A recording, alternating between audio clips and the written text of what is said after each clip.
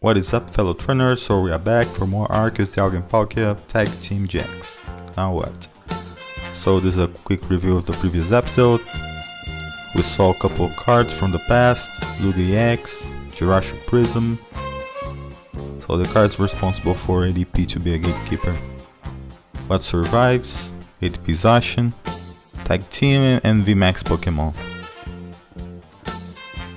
Here all double prizes that do not survive, 260 from Zacian or up to 290. Even some Tag Team GX. So why having HP more than 270 is so crucial. And why KOing ADP after auto creation for one prize decks. A couple of single prizes that can win against ADP. So the next episode is the auto creation clock, and what counters do we have? So what is auto creation clock, right? It's ADP clock. One of the terms that people use trying to describe this such rush that ADP applies to all its opponents, right? It's like a scripted victory. So what happens with double prize attack is, in short, right? Like a brief. If you want to take a print screen of this moment of the video, feel free to do it. So for double prize attackers, what is ADP path to victory? So there it is. You go energy, they go jacks. You KO it, then KO it back, and then KO you back a second time and then win the game. So single prize attackers, same thing if they don't KO ADP after auto creation jacks, which very few decks can do. So what are the negative effects for the format of this kind of rush that ADP applies to most decks in our current standard form? It forces multiple prize decks to do 280 or 310 damage by turn 2, or in short, right after auto creation jacks. So yeah, if you don't KO ADP with a double prize attacker at that point, at your first attack, at your second energy attachment, if you don't KO ADP there, if you don't hit 280 or 310, depending if they have a big charm or not, you lose the game, right? Or other options for double prizers, they go GX, you KO ADP with a 2 prizer, they get 3 prizes, and then you go with a single prize attacker at this point on your 4th turn. Then you go 5 prizes, but then they go 5 prizes as well because they are hitting a single prize attacker. So a couple options we have here. My favorite, not favorite, but the best ones we have for every non-fire deck is Sincere, which is miserable, right?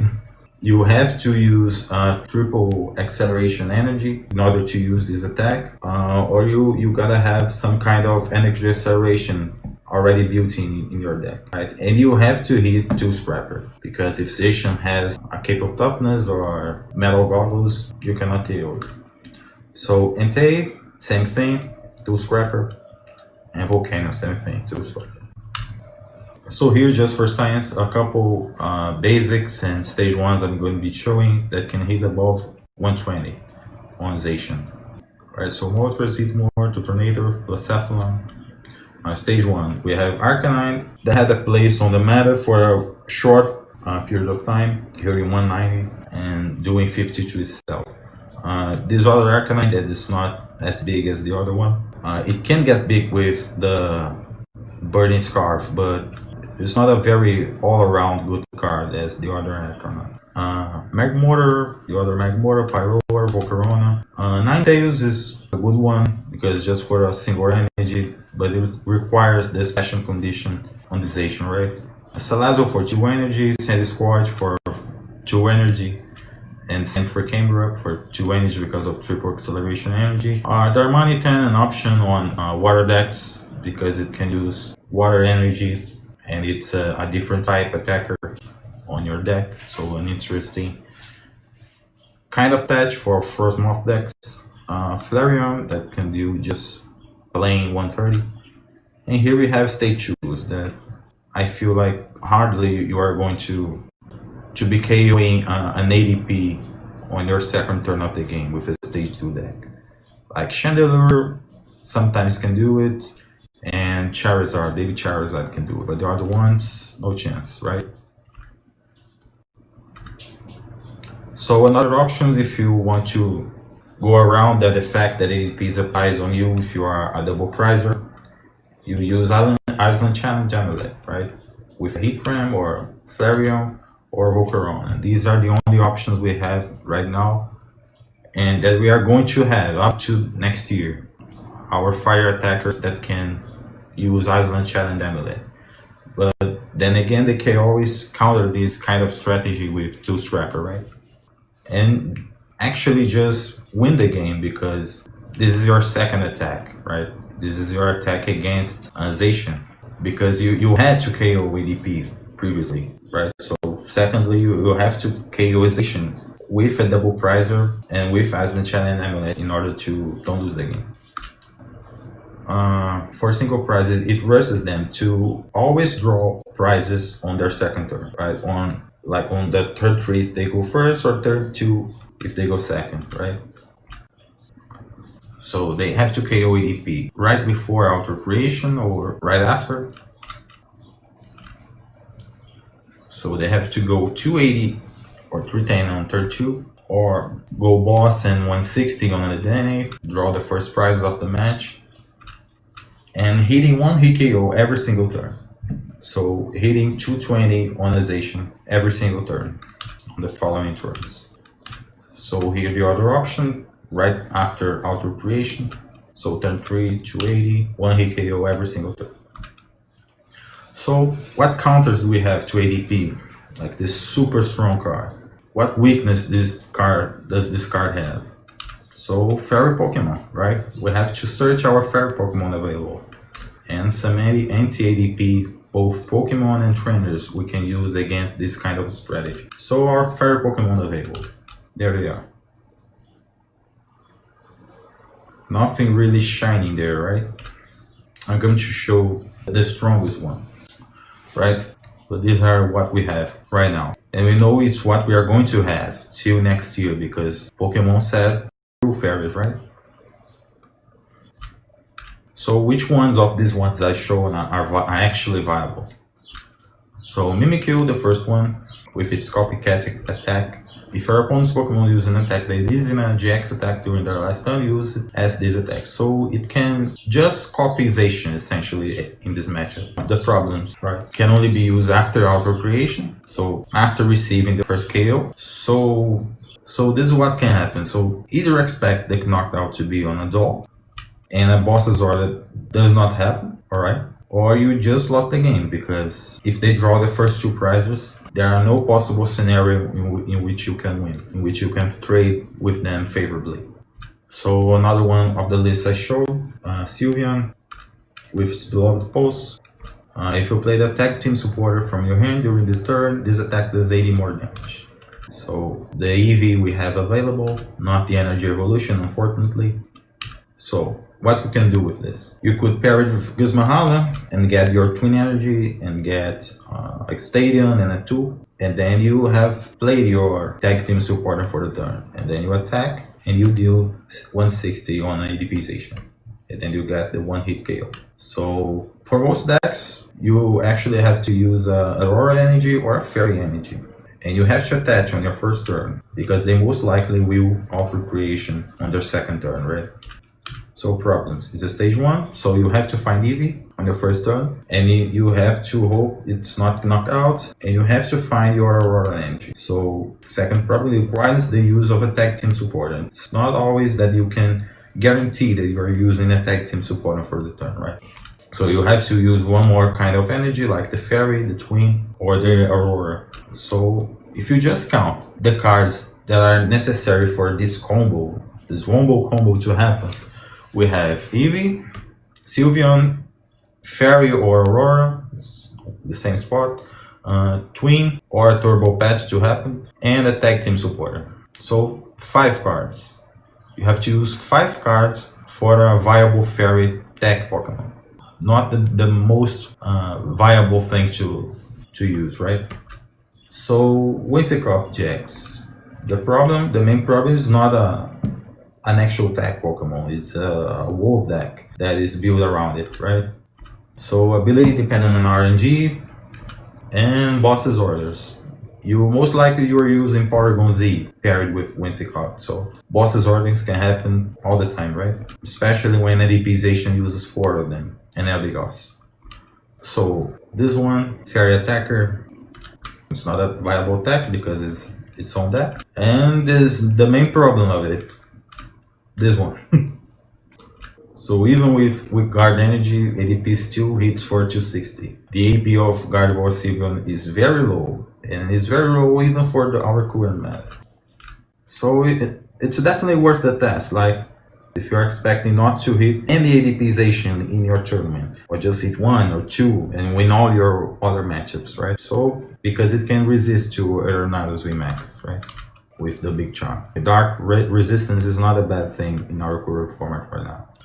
Other viable fairy Pokemon, so Clefable, Alola Ninetales, yeah, they are their own deck, right? They are not viable decks. Because Clefable needs you to have fairy energy attached to all your Pokemon, right? Not all, but on most Pokemon to hit reasonable numbers. And Alola Ninetales needs like a bunch of 2 cards on your discard pile, so they are not viable tech cards.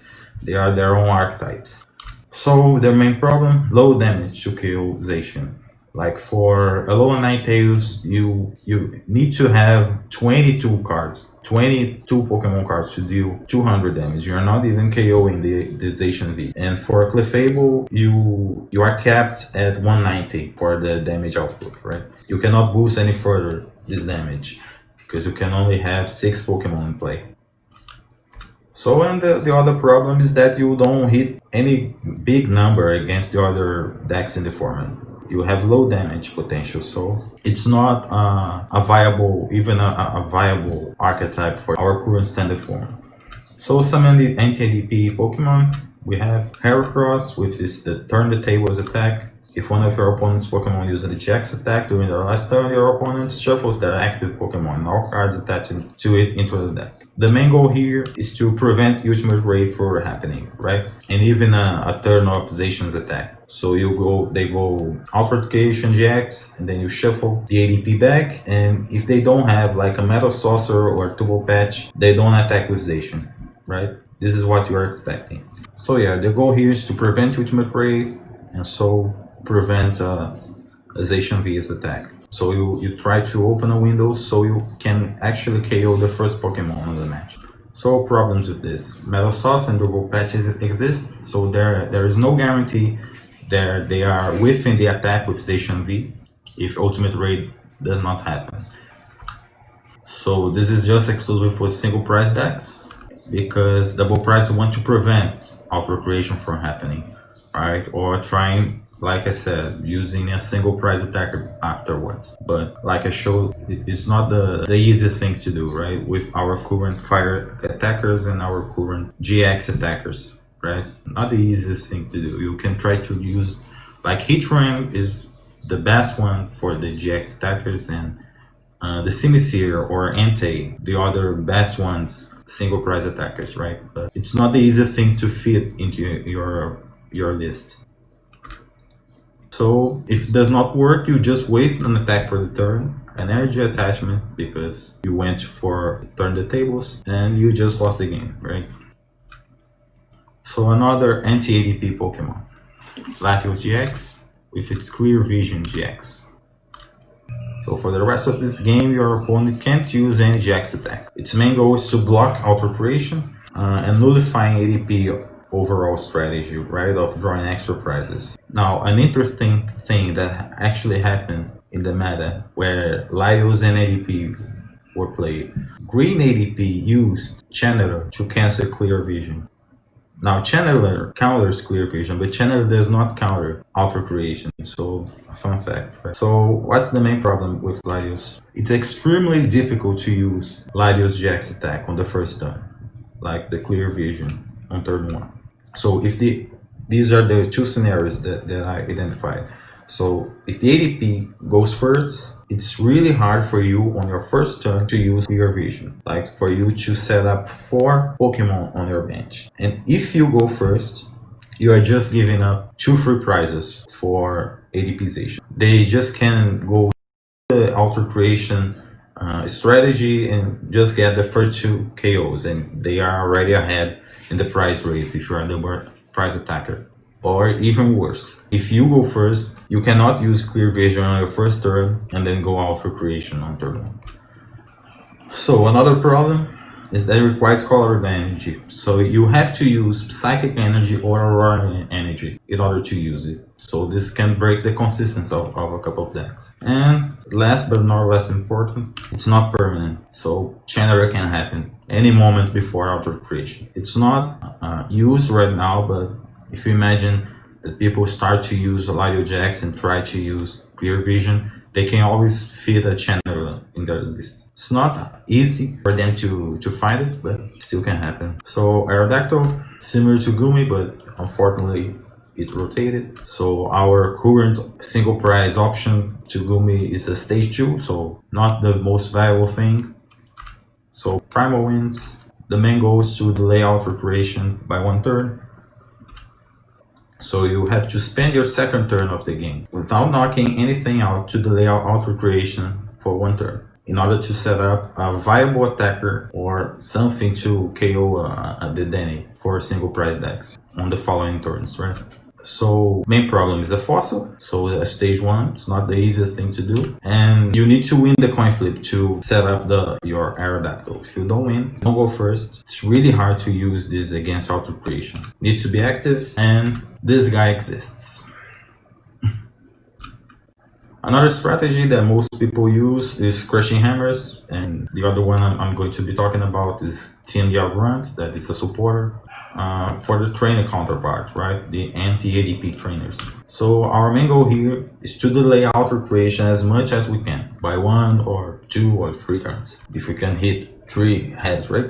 So the main problem here, it's a coin flip card. So you have to fit like at least 3 copies. If you want consistency, like finding your crushing hammers at your first turns, right? If you want to draw and find them, like find at least 1 if you want to be flippy, if you want to be lucky, or 2 if you want to try to hit 1, try to hit an energy. So it may completely break the consistency for single prize and both single prizes and double prize decks, and this combination of cards just counter this kind of strategy, right? Turbo Patch, Metal Saucer, and Energy Switch.